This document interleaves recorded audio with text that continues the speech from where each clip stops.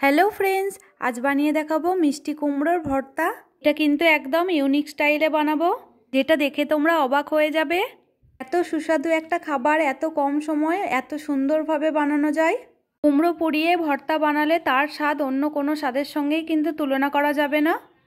এতটা লোভনীয় আর এতটা টেস্টি হয় খাবারটা যে না খেলে কিন্তু বোঝাই যাবে না যে কুমড়ো দিয়েও এত সুন্দর একটা রেসিপি বানানো যায়। এটা কিন্তু আমাদের বাড়ির গাছের কুমড়ো। কুমড়োটাকে খুব ভালোভাবে পরিষ্কার করে নিয়েছি এবং খুব ভালোভাবে ধুয়েও নিয়েছি। একটা বাটির মধ্যে বেশ কিছুটা আটা নিয়ে নিয়েছি। অনেক বেশি আটা মাখবার কিন্তু কোনো প্রয়োজন নেই। অল্প অল্প জল দিয়ে আটাটাকে ভালোভাবে মেখে নিতে হবে। একসঙ্গেই কিন্তু জল দেবে না, তাতে করে কিন্তু আটাটা খুব নরম হয়ে যেতে পারে। আটাটা কিন্তু খুব নরম করাও লাগবে না এবং খুব শক্ত করাও লাগবে না, মাঝামাঝিভাবেই মেখে নিলে হবে। আটাটা কেন মাখছি সেটা তোমাদের একটু পরেই জানাচ্ছি। আটাটা না লাগিয়ে কুমড়োটা কিন্তু পোড়াবে না। এভাবে সুন্দর করে আটাটাকে মেখে নিতে হবে। মাখা আটাটা কিন্তু আমি কুমড়োর গায়ে লাগাবো। পুরো কুমড়োর গায়ে কিন্তু লাগাবো না, ওপরের দিকে লাগাবো, শুধু কাটা অংশগুলোই। খুব ভালোভাবে কিন্তু দেখো লাগিয়ে নিচ্ছি। কুমড়োর গায়ে আটাটা লাগালে কিন্তু পোড়ানোর সময় কুমড়োর ওপরটাই পড়বে, ভেতরটা কিন্তু পুড়বে না। ভেতরটা সেদ্ধ হয়ে যাবে কিন্তু ভেতরটা কালো হবে না। ওপরের আটাটা পুড়ে যাবে এবং পেছনের খোসাটাও কিন্তু পুড়ে যাবে। এইভাবে হাতের সাহায্যে কিন্তু পুরো কুমড়োটার ওপরেই আটাটা লাগিয়ে দিচ্ছি। পুরো কাটা অংশটাই লাগাতে হবে কিন্তু খুব ভালোভাবে। যারা একবার এইভাবে কুমড়োর ভর্তা বানিয়ে খাবে তারা কিন্তু অন্যরকমভাবে ভর্তা বানিয়েই খাবে না। অবশ্যই করে কুমড়োটা একটু মিষ্টি নিতে হবে, কাঁচা নিলে কিন্তু হবে না। কুমড়োটার কাটা গায়ে কিন্তু পুরোটাই আটা লাগানো হয়ে গেছে। আর একটু মোটা করেই লাগিয়েছিলাম যাতে তুলবার সময় অসুবিধা না হয়, খুব তাড়াতাড়ি খুব ভালোভাবে উঠে যায় আটাটা। গ্যাসটাকে আমি ধরিয়ে নিচ্ছি। অনেকেই কিন্তু কুমড়োটাকে সেদ্ধ করে নেয়, শুকনো লঙ্কা পেঁয়াজ কুচিকে ভেজে মাখিয়ে খায়। এই কুমড়ো ভর্তা আর ওই কুমড়ো সেদ্ধ একেবারেই টেস্ট কিন্তু আলাদা। সকলের বাড়িতেই কিন্তু রুটি সেকার জন্য এই একটি জিনিস থাকেই। গ্যাসটাকে ধরিয়ে কুমড়োটাকে কিন্তু বসিয়ে দিয়েছি। একটু সময় নিয়ে কিন্তু কুমড়োটাকে পুড়িয়ে নিতে হবে। মিডিয়াম দমে কিন্তু এটাকে পুড়িয়ে নিতে হবে। কুমড়োর পেছন দিকটা যখন খুব ভালোভাবে পুড়ে যাবে খুব সুন্দর একটা গন্ধ বেরোবে। কুমড়ো যে এভাবে ভর্তা বানিয়ে খাওয়া যায় অনেকেই কিন্তু জানে না। তোটা টেস্টি একটা খাবার না বানালে কিন্তু বুঝতেই পারবে না। খুবই অল্প সময়ে কোনো রকম ঝামেলা ছাড়াই কিন্তু এটা বানানো যায়। কুমড়ো কিন্তু সারা বছরই পাওয়া যায়। মিষ্টি কুমড়োকে কিন্তু অনেকে অনেক নামেই ডাকে, সূর্য কুমড়ো বলে ডাকে, ডিংলা বলে ডাকে। তোমরা কোন নামে ডাকো সেটা কমেন্টে জানিও। তোমাদের বলছি এই রেসিপিটি কিন্তু বাড়িতে একবারের জন্য হলেও বানিয়ে খেও। কিন্তু কমেন্টে জানাতে ভুলবে না কেমন হয়েছিল। পেছন দিকটা কিন্তু খুব ভালোভাবে পুড়ে গেছে এবং পেছনের দিকটা খুব ভালোভাবে সেদ্ধও হয়ে গেছে। এবার পরের পিঠটা কিন্তু উল্টে দেব। আগের দিকটা একটু কাঁচা হয়ে আছে, আগের দিকটাকেও খুব ভালোভাবে কিন্তু পুড়িয়ে নিতে হবে। পেছনের দিকটা একটু বেশি সময় লাগে, আগের দিকটা কিন্তু অল্প টাইমের মধ্যেই হয়ে যাবে। কুমড়োটাকে কিন্তু আগের দিকে উল্টে দিয়েছি। আরও কিছুটা সময় নিয়ে কিন্তু আগের দিকটাও পুড়িয়ে নেব। পেছনের দিকটা কত সুন্দর হয়েছে দেখো পোড়া, খুব ভালো সেদ্ধ হয়েছে, সেটা কিন্তু ওপর থেকে দেখেই বোঝা যাচ্ছে। তাও কিন্তু আমি তোমাদের সেদ্ধটা দেখানোর জন্য একটা ছুরি নিয়ে দেখাচ্ছি, দেখো কতটা ভালো সেদ্ধ হয়েছে। কুমড়োটা কিন্তু আমার খুব ভালোভাবে পুড়ে গেছে।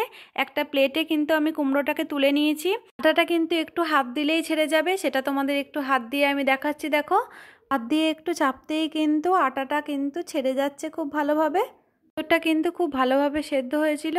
আর পুরো আটাটাই কিন্তু আমি তুলে নিচ্ছি। দেখো এক টানে কিন্তু পুরো পোড়া আটাটাই উঠে গেল।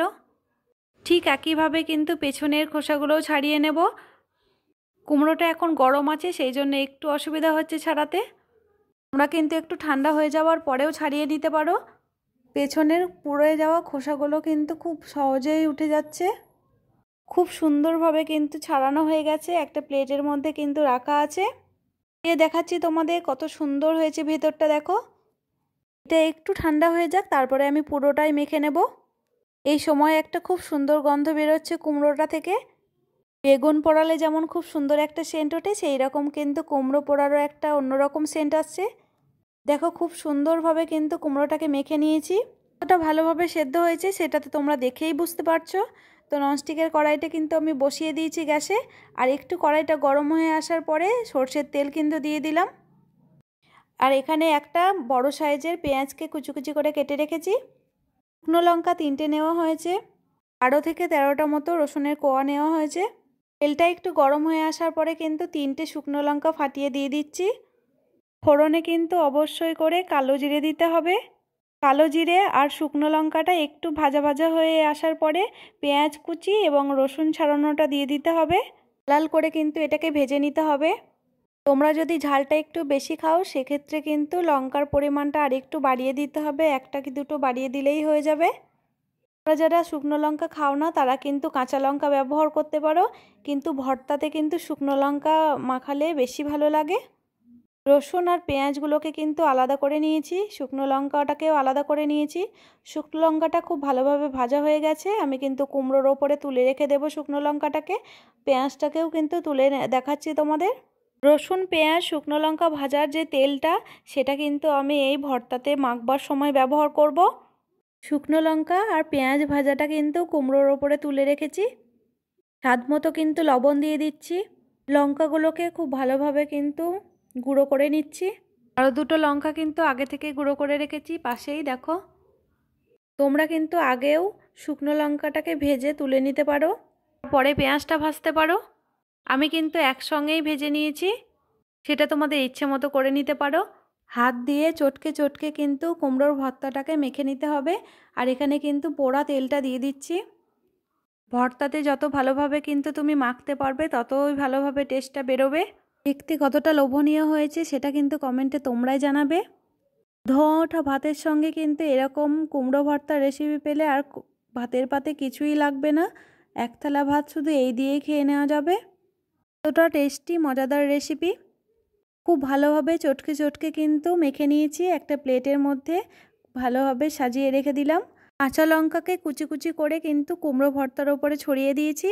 একটা লেবু কিন্তু গোল করে কেটে মধ্যেখানে দিয়ে দিয়েছি, এটা কিন্তু দেখতে সুন্দর লাগার জন্যই দিয়েছি।